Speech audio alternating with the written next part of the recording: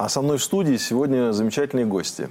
Виталий с сыном, с мальчиком, который чудом исцелился от массы очень неприятных болезней и синдромов. Причем все это было сделано благодаря молитвам старца Ипполита. Виталий, здравствуйте. Руслан, привет. Добрый день. Да. Добрый день. Вот хотели поговорить о том, что же происходило в вашей жизни, когда появился этот замечательный мальчуган Руслан. И почему такая кипа медицинских документов, я посмотрел их, только от одних диагнозов уже мороз по коже проходит. Да, примерно в 2 года мы заметили, что у ребенка начался регресс в развитии, в умственном.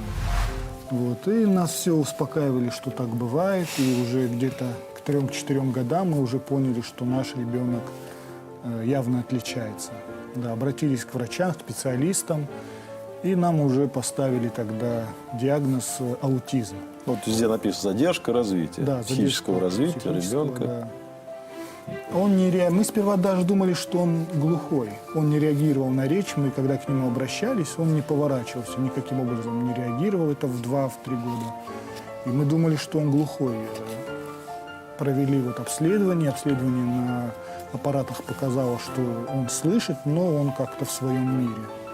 Вот. И потом уже дальнейшее обследование показало, что вот у него такой диагноз – аутизм. Вот. И Господь не оставлял нас, слава Богу. Такое вот чудо случилось с нами, что Господь указал нам путь. Супруга тогда ездила на трамвайчике.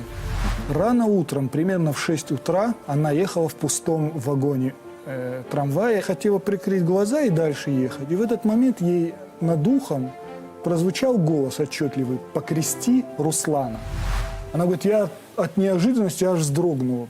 Сразу повернулась, никого рядом нет. То есть удивительная картина. 6 утра, да. пустой трамвай. Она проснулась, И голос: «Покрестите Руслана». Нужно еще сказать, что перед этим мы изрядно намучились, потому что он по ночам просыпался, непонятно от чего, и дико кричал. Куда-то в угол указывал пальцем, то в угол, то под кровать, и прятался. Плакал, прям невозможно было успокоить. И вот именно в тот момент я еще был даже не крещен тоже. Вот, до этого мы договаривались, что когда ребенок вырастет, сам определится с верой. И в этот момент она мне говорит, ты знаешь, вот такой был случай, давай покрестим. Ну, я сразу говорю, слава Богу, просят. Давай, покрестили мы его, слава Богу. И в ту же ночь все прекратилось. Больше он по ночам не просыпался, ничто его не пугало. Но вот это его состояние закрытости, углубленности в себя, оно, конечно, не проходило. И плюс оно параллельно переходило во внезапные какие-то беспричинные буйства. Он мог идти по улице, и вдруг без всяких внешних причин, без раздражителя, он мог лечь на землю, и, неважно, лужа это могла быть, и биться вот так в истерике об землю, кричать, биться вот ногами, руками. И по-прежнему не реагировал И на по-прежнему, ваши все да. замечания, Даже нас и несколько слова. раз милиция даже останавливала. Они думали, что мы украли ребенка чужого. В такси мы не могли ездить, нас несколько раз высаживали, потому что он так себя вел, вот без причины мог себя так вести. И вот уже ему 5 лет, 6 лет, он в марте родился. И в 6,5, это был август, как сейчас помню, 6,5 ему, он еще не разговаривал. Мы переживали, думали, как же он будет, вот, как, дальше же надо как-то учиться, жизнь устраивать, он не разговаривает. И вот в то лето он должен был с супругой поехать на море, не получилось. Потом думали к бабушке в Северную Осетию, тоже не получились. В Воронежскую область, деревню, тоже не получилось. И вот тогда мне мой друг говорит, а ты знаешь, может быть, супруга поедет вот в монастырь батюшке Ипполиту? Я говорю, навряд ли, она к православию очень так сдержанно относится. Она была как раз рядом, я говорю, а ты поедешь с Русиком в монастырь? Она говорит, поеду. Мы сразу, я говорю, Олегу, давай звони срочно, там нужно договариваться. Благо он позвонил Грише, нашему доброму другу Григорию Пинкновичу. Мне сказали, что этот монастырь Свято-Николаевский очень непростой. Очень намоленное место, и большие чудеса с людьми там встречались. И нужно первые 3 дня там выдержать. Все вот настолько врага получается все возможное делать для того, чтобы человека выжить.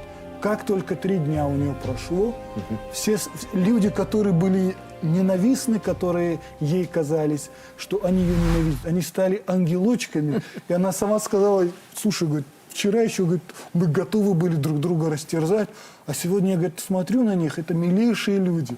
Она потом, когда уезжала, даже плакала, они обнимались, целовались. Такое преображение произошло. Преображение, да. Самое главное преображение, конечно, произошло с нашим сыном по выезде из монастыря. Она мне позвонила уже в поезде и сказала, Руслан заговорил. Ребенок, который до этого только мычал и показывал пальцем, заговорил, и уже в Москве он начал говорить отдельными фразами. И вот с того момента началось такое выздоровление уже семимильными шагами. На данный момент Руслан учится в 3 классе. А давайте его спросим, а то он сидит, молчит. Расскажи. Ну-ка расскажи, в каком классе ты учишься? В 3. В 3. И как учишься? Хорошо. Хорошо? Да. Какие тебе предметы больше всего нравятся? Математика. Математика?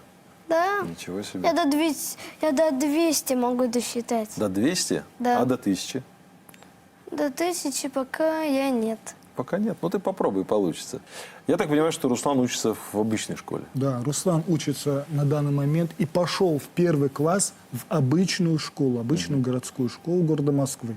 Хотя до этого он в детский сад ходил в специализированный для детей с аутизмом, с задержкой развития, как умственного, так и речевого. То есть к моменту поступления в школу практически все диагнозы были Да. сняты. Я посмотрел, Перед школой. перед школой вот было обследование, и вот все уже.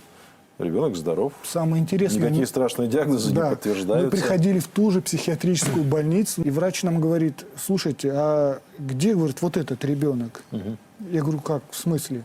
Ну вот ребенок, я же вижу, это наш бланк, вот наш врач подписывал. Почему вы привели ребенка не того? В общем, голову мне не морочьте, вы можете идти в обычную школу. Я говорю, нам больше ничего не нужно. Поставьте печать. Вот так вот. А расскажите тогда, что же ваша супруга рассказывала, что происходило в монастыре? Там находится могилка замечательного нашего подвижника, батюшки Ипполита Халина.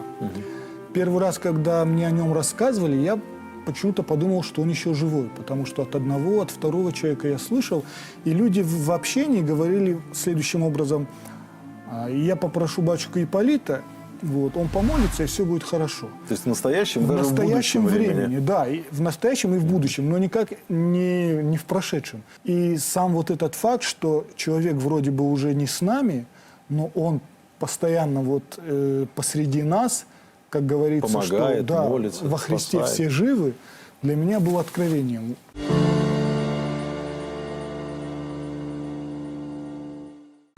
Даже в самом маленьком храме может произойти такое большое чудо. А к нам за время, пока мы смотрели сюжет, присоединился Григорий.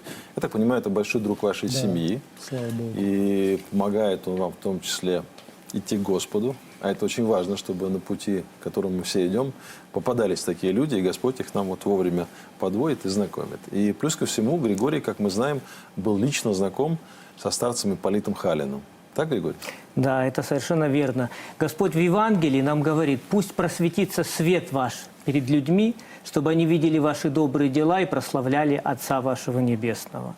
Вот свет отца Ипполита, он светился не только через его добрые дела и великие чудеса исцеления, которые он при жизни и после смерти. Вот посмертное чудо мы видим перед нашими глазами сегодня. Посмертное чудо, когда мальчика положили на могилку батюшки Ипполита, и он вернулся на следующее утро в Москву, и аутизма у него больше нет.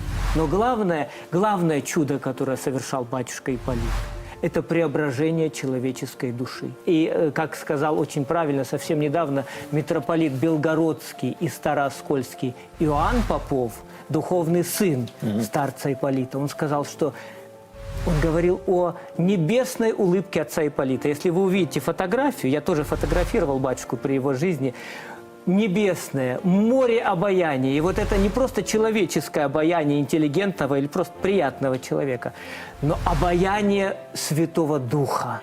Понимаете? И вот это, через это обаяние, по словам митрополита Иоанна Белгородского, струился на собеседника вот тот самый, казалось бы, древний фаворский свет, который преображает и тебя самого. Хорошо, Григорий, вы так самозабвенно рассказываете. Действительно, можно слушать очень долго, потому что истории преображения, история исцеления, изменения судьбы человека, которая происходит при встрече со святым человеком, это, наверное, одно из самых больших чудес.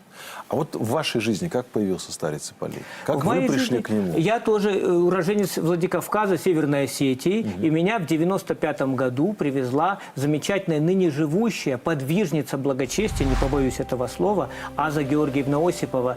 Ей 91 год. Дай Бог ей здоровья. Дай Бог здоровья. До сих пор она молится в реанимациях, посещает дома престарелых, посещает людей, которые намного младше ее, и делает очень много добрых дел в Северной Осетии. Ей звонят, и она имеет дар молитвы. И вот в 95-м году она привезла меня в Рыльск. Я уже был христианином, но еще никогда не видел живого старца. И вот мы поднимаемся на второй этаж, где батюшка жил, по скрипучей деревянной лестнице, заходим в его нищую келью, и мы слышим, он с предыдущей посетительницей смеется таким громким смехом. Я думаю, что старец это обязательно какой-то грозный взгляд или обращенный куда-то к небесам, и умные, может быть, даже очень строгие назидания, понимаете, поучения, дидактика. У отца Ипполита этого не было, никакой дидактики.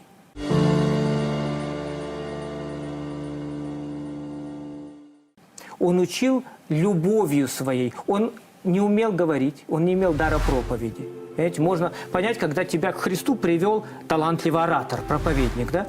Отец Ипполит своим взглядом приводил к Христу. Он всех называл отцами, даже любого бомжа. Представьте, он там был бомж Степа. Его все, по примеру отца Ипполита, он же задавал тон, назвали отец Стефан, не Степа. Своему котику, у него был кот, вот. Причем он никогда не сюсюкал ни с животными, ни с детьми, нет. Но вот своему келейнику и романаху он говорит: называйте котика на «вы». Котик, что вы желаете? Понимаете? А меня он иногда хватал, вот у меня был приступ гастрита сильнейший, он хватает меня за живот, говорит: отец Григорий, наели вы живот на монастырских харчах, ущипнет за живот или проведет вот так вот крестом по груди или по животу. И у человека моментально прекращался сердечный или иной приступ. И нам важно, что и сегодня вот посмертные чудеса от исцеления на могилке старца. И я всех призываю, когда закрыта заграница, когда закрыт мой любимый Израиль, где я сопровождаю паломнические группы в качестве экскурсовода, я предлагаю ехать в Курскую епархию, в маленький городок Рыльск, к драгоценной могиле старца Ипполита, где вот совсем недавно произошло исцеление еще одной девочки от остеосаркомы. То есть подтвержденный диагноз, магнитно-резонансная томография и все остальные исследования уже были сделаны.